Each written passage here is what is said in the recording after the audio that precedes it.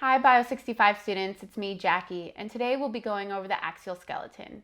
That's going to include bones such as the skull, the vertebral column, ribs, sternum, and a few other things we're going to sprinkle in as well. Keep in mind this video tutorial doesn't encompass every single thing on your terms list, and this is due to our limited resources. Remember, we're not allowed to film anything that was once living. Off the top of my head, I know that we are not going to cover disarticulated facial and cranial bones, so make sure you take a look at those when you get back to lab. So we'll be focusing on the skull now. Something to keep in mind is this video tutorial will encompass the skull articulated, so all the bones are fused together. Something you will want to revisit in lab when we return are the facial bones and the cranial bones disarticulated, so what they look like by themselves. You can see the differences between these two skulls. This one's not color-coded, but this one is, so you can see what these bones are that I'm talking about. Again, you want to be able to identify and name structures on these bones. Articulated, so together in the skull, which this tutorial will encompass, and also disarticulated, which you can see in the lab. The cranial bones. We have the frontal bone. There's one, that's this in blue. Then we have the parietal bones. There's two of those, one here and one here. These are in green, parietal bones. Next we have the occipital bone, which is here in brown and located posteriorly. Then we have two temporal bones, one here, and those are in orange. The next two cranial bones are going to be a little tricky because we don't see the majority of them in this perspective. You actually see the majority of them when they're disarticulated. The next one is going to be the sphenoid, which is here in pink. This is the sphenoid bone. And then we have the ethmoid bone, and we can see it in white here. Now we'll talk about the sutures. So for when one bone meets another, this one here is the squamous suture. The squamous suture. Posteriorly, we see the lambdoid suture. This is the lambdoid suture. And then separating the two parietal bones, we see the sagittal suture. And then we also have the coronal suture between the frontal bone and the parietal bones, the coronal suture. Coronal suture, sagittal suture, the lambdoid suture,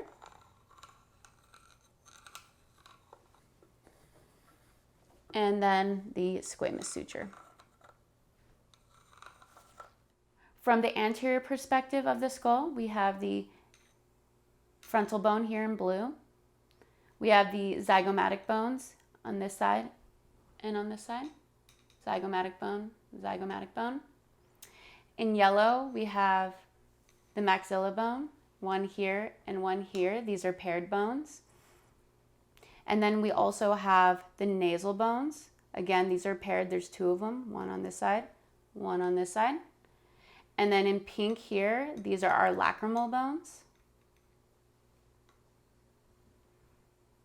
And then down here, we have the mandible, our jawbone.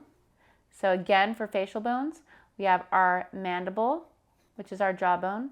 We have two maxilla bones. They're mirrored. Same thing with our nasal bones. And then we also have mirrored lacrimal bone here and here. And then we have two zygomatic bones, which are kind of like our cheekbones. And by kind of like, I mean, they're our cheekbones. When looking at the this hole here referred to as the nasal aperture, different bones take up space. So most inferiorly, where this see this little protrusion comes out, that's called the vomer. And then as we move superiorly, parts of the ethmoid bone will start to show. And so you can see this little bit of green. So that's kind of where the vomer stops. And then there's a suture there, and that's where it becomes the perpendicular plate of the ethmoid bone. And then this here is the vomer. We also have these protrusions here. This is the inferior nasal concha, and this is the inferior nasal concha. And then here we see the middle nasal concha here and here. Frontal bone, the mandible, and the vomer, and the perpendicular plate of the ethmoid bone, which is right in the middle here. There's only one of those. The zygomatic bone, the maxilla, the nasal bone, and then here the lacrimal bone. Those are paired bones, so we see two of those. Our last facial bone we'll talk about is the palatine bone, which you have to kind of change perspectives to look at it within the skull. So I'm going to show you a portion of the maxilla bone and the palatine bone that you cannot see from this perspective. So here we go. This is the maxilla. This is the palatine bone. So this portion is referred to as the palatine process. Palatine process. So now, looking at the frontal bone specifically, we see that above the orbital socket here, there's these tiny holes. So one here and one here. Those are called supraorbital foramen. Sometimes if the foramen is not fully formed, it will be referred to as a supraorbital notch. So again, supraorbital foramen of the frontal bone. Also, the patch of bone right between here, this is referred to as the glabella. For the maxilla bone, there's also the infraorbital foramen here, infraorbital foramen here. So those are the foramen below the eye. One other structure we need to know about is the infraorbital fissure. And so the difference between a fissure and a foramen is foramen are more circular holes or openings. This fissure here, notice it's elongated. So this is the infraorbital fissure right here. So just changing up the perspective here so we can see a little bit more what's going on in the socket here. Just to orient ourselves, we have the frontal bone again, nasal bone, maxilla, and then here we have a lacrimal bone in pink, and then directly posterior to that is going to be the ethmoid bone. Then here we have the zygomatic bone, the sphenoid bone here, and the temporal bone. Now that we have everything mapped out, we're going to tack on some features that you have to know for these bones. So starting with the zygomatic bone, this portion here that extends posteriorly, this is known as the temporal process of the zygomatic bone, because if you think about where it's going and where it's connected to the temporal bone. So if the zygomatic bone has a temporal process, then it's only fair that the temporal bone has a zygomatic process. So this here is the zygomatic process of the temporal bone. Collectively, this makes up the zygomatic arch. So now looking at the temporal bone here, we already talked about this structure, which is that zygomatic process. And we're just going to start naming things going posteriorly. So the next thing we need to be aware of is this right here, this space where you can see the mandible fits in. That is called the mandibular fossa. And just so you can see what's really happening, that's where the mandible articulates. So this space here is the mandibular fossa. Right posterior to that, that's our outer ear hole, so that's our external acoustic meatus. And then we have these two processes, one here which is pretty pointy, and one here that is pretty massive. The massive one is called the mastoid process, and the pointy one, kind of similar to a stylus, is called the styloid process. So the styloid process, the mastoid process, external acoustic meatus, mandibular fossa, zygomatic process. So here we can see the posterior region of the skull, and specifically the occipital bone in the back here. And what I'm gonna do is I'm just gonna flip it so that we could see what's directly inferior. And so we'll see again that foramen magnum, but from this perspective. And then on the sides of that, we have these things called occipital condyles, which are gonna articulate with the C1 vertebrae. So occipital condyles here, the foramen magnum, and then we also have the superior nuchal lines, which are going to be right here. If you ever have trouble finding them, how I find them is I first find this here, which is called your external occipital protuberance, and those superior nuchal lines usually run off them or run off this structure. So about right here. Some skulls are better than others to see this, so be sure to check out a real specimen in lab to see the superior nuchal lines. Here's the mandible, disarticulated. And so if I turn it sideways here, we have the body, the angle here, and the ramus. The body, angle, and ramus. Here we have the coronoid process, and here we have the mandibular condyle. Mandibular condyle, coronoid process, ramus, angle, body, and mental foramen. And there's one on each side. So we can see the intact skull. I'm just going to take off the skull cap, as you're going to have to know these bones both outside and inside the skull. This is what the skull looks like from inside. We can see that the different colors map out the different cranial bones. So the blue is the frontal bone, the pink is the sphenoid, the white bone is the ethmoid bone, the little bits of green on the side are parts of the parietal bone, the orange is going to be the temporal bone, and the brown, which is most posterior, is the occipital bone. Now that we have our bones laid out, we have to add on some features and bone markings that we need to know for each one. So starting with the ethmoid bone, from this perspective, you'll be accountable for the crista galli, which is this kind of shark-looking fin. This is the crista galli of the ethmoid bone, and on each side we have porous structures, and those are called the cribriform plates. So again, the cribriform plates and the crista galli from this perspective is what you'll need to know for the ethmoid bone. Be sure to also look at this bone disarticulated. As you can see, both the crista galli and cribriform plates disarticulated and articulated. Now we'll check out the sphenoid bone, and that is what is in pink. So notice it almost looks like a little moth or some kind of winged creature. So that's why we would call this the lesser wing.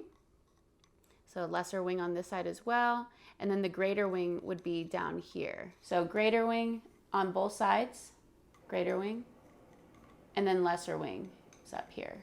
Lesser wing and lesser wing. Then right in the middle here is where the pituitary gland sits when the brain is intact, and this space is referred to as the sella turcica, also known as the Turkish saddle, so right where the probe is, sella turcica. Now I'm going to switch tools to my fancy bobby pin to show there's some set of holes we need to be aware of. First one is going to be here, and there's a hole here. And these are your optic canals that the optic nerve runs through. And then over on the side, the most lateral hole for the sphenoid bone is going to be the foramen ovale. Kind of looks like an oval. Foramen ovale, one on this side and one on this side. The foramen ovale. Then moving towards the temporal bone, from this perspective, you don't need to know anything, but on the exterior perspective, there are quite a few things you need to know about the temporal bone. So again, this is the temporal bone inside the cranium. And then if we move a little more inferiorly, we can see the occipital bone in brown. And from this perspective, you want to know what this hole is called that my probe is through. This is where the spinal cord exits the skull, and so this hole is called the foramen magnum. And that is the inside of the skull. I definitely recommend that you look at these in the lab because they are super, super cool to look at. They're super small, smallest bones in the body. Located in the middle ear are auditory ossicles, the malleus, incus, and stapes. Malleus, incus, stapes. If you like, those Latin references, we also have the hammer, anvil, and stirrups, but make sure you know the anatomical names: malleus, incus, and stapes. This guy here is our hyoid bone, and that's located in the throat. Oftentimes, that's how we can tell if someone's been strangled, if this bone is broken. Not to be morbid or anything. When looking at the vertebrae within the vertebral column, we should be able to identify cervical vertebrae versus thoracic versus lumbar. And not only should we be able to do that, but we should be able to identify general bone markings that can be found on each one of these. Let's begin. When looking at the different types of vertebrae, we have the cervical vertebrae here, thoracic vertebrae here, and the lumbar vertebrae. Following that, we'll have the sacral vertebrae and the coccyx. For these three types of vertebrae, there's going to be a list of general terms that you have to know for each and every one. The first one is the vertebral body, which is going to be the largest on the lumbar vertebrae. So this is the vertebral body, vertebral body, vertebral body. Now, each vertebrae also has a hole where the spinal cord will run through. This is the vertebral foramen, vertebral foramen, and vertebral foramen. So you see how I can do this on each and every one of these vertebrae? You'll be expected to do that as well. The next thing, I'm just going to challenge your imagination for a second. Sometimes people tend to think that these vertebrae, and this is the posterior view, look like animals. I can kind of see it. This one kind of looks like a giraffe. The lumbar kind of looks like a little moose.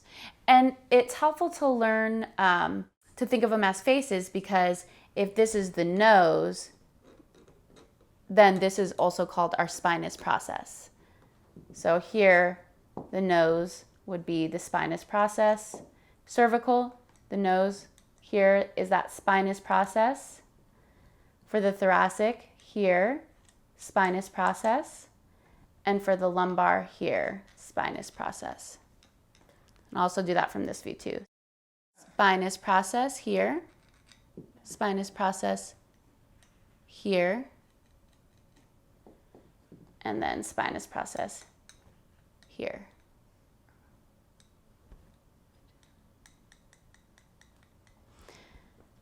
Now, the part that kind of leads up to the spinous process is this flat portion here. You can almost think of it, again, if it's a moose, it's going to be that face right here. So that's the lamina.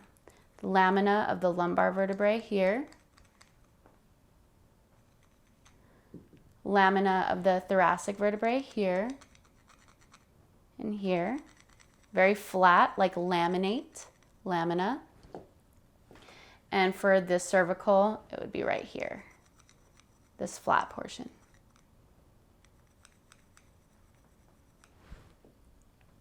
The next thing is the pedicle. And so if these are ears, where do you pet an animal? Right behind the ear. So the pedicle is basically everything here that connects the vertebral body to everything else. So this is the pedicle. Pedicle, pedicle, pedicle, all of this is the pedicle. Pedicle here too. Pedicle. Just so you know, pedicle, pedicle. And then we can do that on the thoracic vertebrae as well. These are the ears. I'm gonna pet, and that's PED, pedicle behind the ear, and it's connecting the body, vertebral body, to everything else. So it's this portion here is the pedicle. Pedicle. So with the cervical, it tends to get a little trickier because it gets smaller, but here's that vertebral body, here's everything else. So that's the pedicle right there. Right here and right here. The next general bone marking that we have to talk about, or structure, are the transverse process. So if you can imagine in your head what's a transverse cut or a transverse plane, remember that's horizontal. So if I pick up this lumbar vertebrae, these things popping out here is kind of looking like that's happening horizontally. So that's this protrusion and this protrusion kind of going horizontally. So these protrusions are the transverse process. So on the thoracic, those are these guys, the transverse process. Transverse process. And on the cervical, it's going to be, they're smaller, but they're this portion here. Right there and right there. So you can kind of tell here and here. Again, it's a little smaller, but coming off the vertebrae transversely. So again, the transverse process on the the transverse process on a cervical vertebrae there and there. We have to talk about something. These vertebrae, they stack on top of each other, right? So they need to fit together like a puzzle piece. And these are where our superior and articular facets come into play. The superior articular facets are here and here. Superior articular facet, superior articular facet. With the thoracic vertebrae, superior articular facet, superior articular facet. And with the lumbar, superior articular facet, superior articular facet. And so with the inferiors, we actually have to turn them around. So not only did I turn it around, but also showing you from a different perspective. These are the inferior articular facets for the cervical vertebrae. For the thoracic vertebrae, again, I'm going to pick it up. These are my superior articular facets. My inferior articular facets are here and here. Inferior articular facets. And then for our lumbar, again, the superior ones, superior articular facets. The inferior ones are here and here.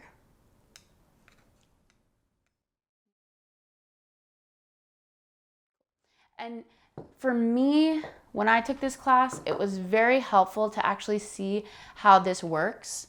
So here are some more vertebrae. And with this guy, these are superior articular facets. And then with the vertebrae that goes on top or superior to that, these are inferior articular facets. You see here and here. And what ends up happening, it's like a puzzle piece. So here are those superior articular facets, and here are inferior articular facets here, and they just kind of fit together. Boom! Beautiful, look at that. So yeah, this is how they fit together, like so. So we have the superior articular facets connecting with the inferior articular facets with the vertebrae superior to it. All right, so now when we're talking about how vertebrae are stacked on each other, they're not just stacked like that, there has to be some cartilage in between. Nice.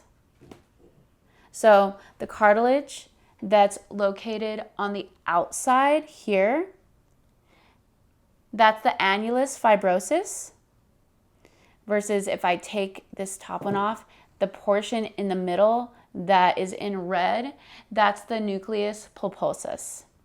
So nucleus pulposus is in the middle, and the annulus fibrosus is on the outside.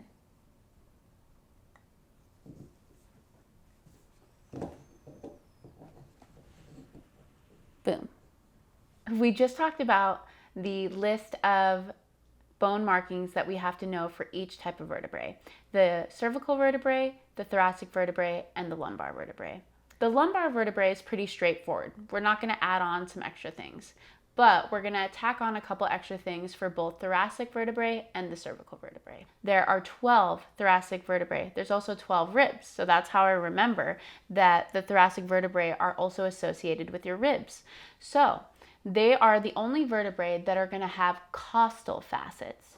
And what costal facets, anytime you hear the word costal, think rib. So they're the facets that articulate with ribs.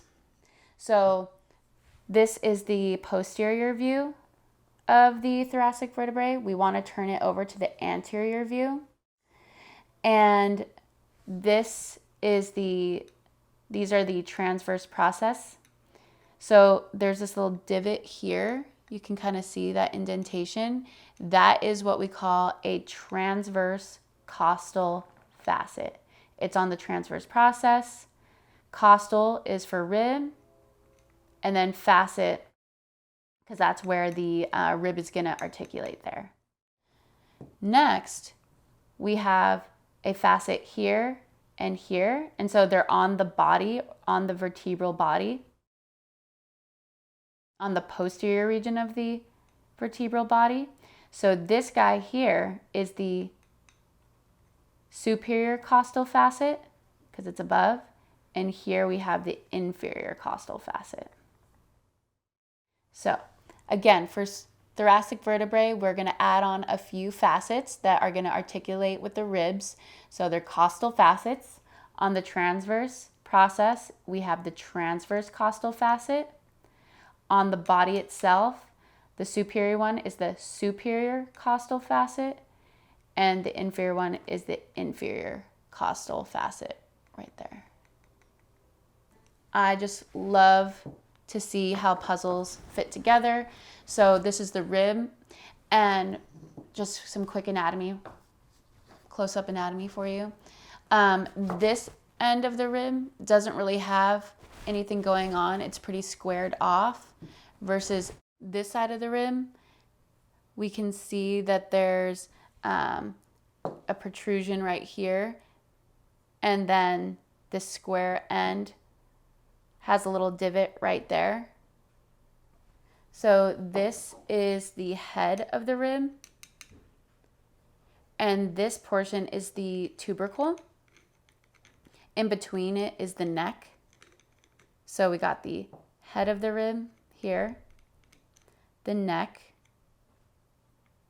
and then this bump is the tubercle right here. And then we also have the costal groove.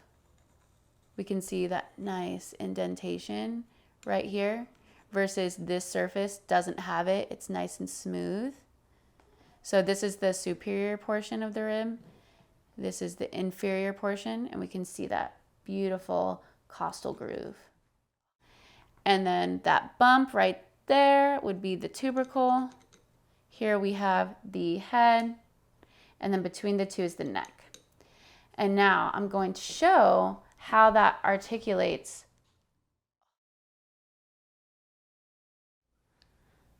So anyway, you'll see that when I put the rib here with the thoracic vertebrae, the rib articulates very nicely with where those articular facets are from, just like a puzzle piece. So for cervical vertebrae, they are special in that there's different types of cervical vertebrae, and they all have a specific structure that no other vertebrae have, and those are the transverse foramen. So those are these extra holes on each side of the vertebrae. So transverse foramen, transverse foramen. And then transverse foramen, transverse foramen, transverse foramen, transverse foramen. And you'll notice that's where the transverse processes are, so that kind of makes sense. Transverse process, transverse foramen, transverse process right there, transverse foramen. So transverse foramen are only found in cervical vertebrae. And now you're asking, what the heck are these two? Because they look way different from this. So this cervical vertebrae, remember there's 7. This can be any cervical vertebrae from C3 to C7, but it cannot be C1 or C2. So this is the first cervical vertebrae, also known as atlas here. And this is the second cervical vertebrae, also known as axis. Notice here with the C1, there's really not much of a body going on. So instead of calling this a body, we're just going to refer to it as the anterior arch. And here with the lack of a spinous process, that's the posterior arch. So again, for C1, we have the anterior arch and the posterior arch. Anterior arch right here, posterior arch. And then with C2, we noticed that it actually looks pretty similar to the rest of the C3 through C7.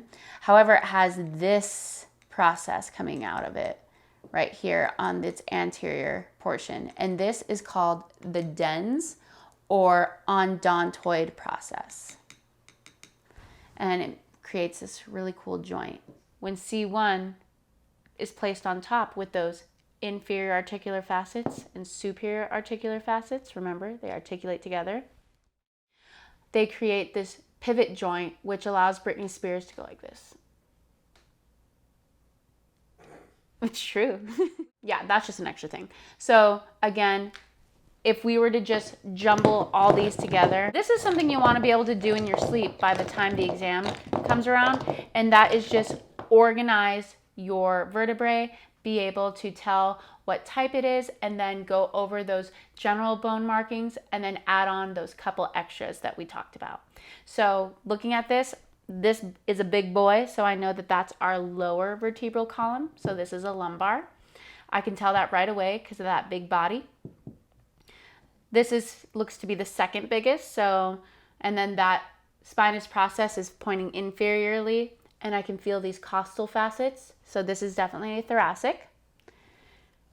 These 3, I'm looking at them, they all have what's very special to cervical vertebrae, which is that transverse foramen. So now I just got to decide what order they go in.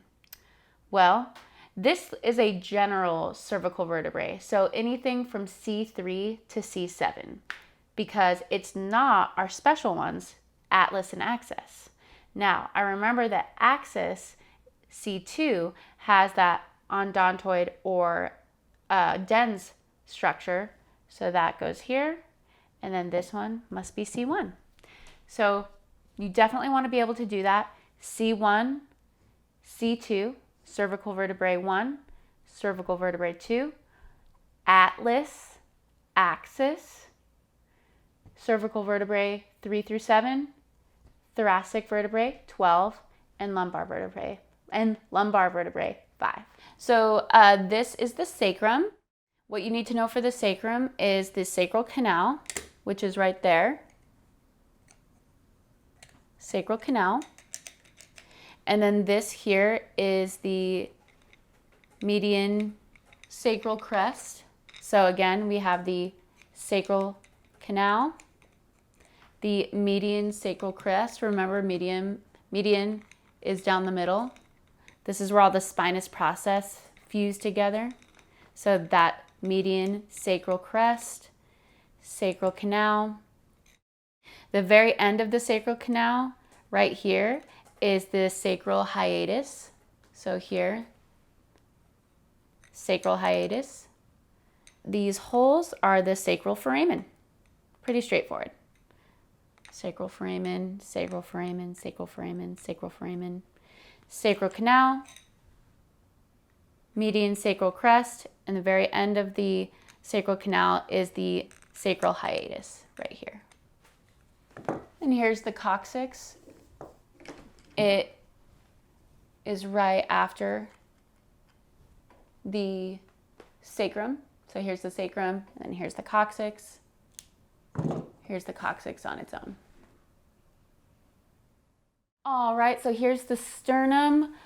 Collectively, it's made out of 3 bones. The most superior portion here is known as the manubrium, and that ends at about here. And there's a suture right here that then tells us that this portion is the body, and then this lower portion is the xiphoid process.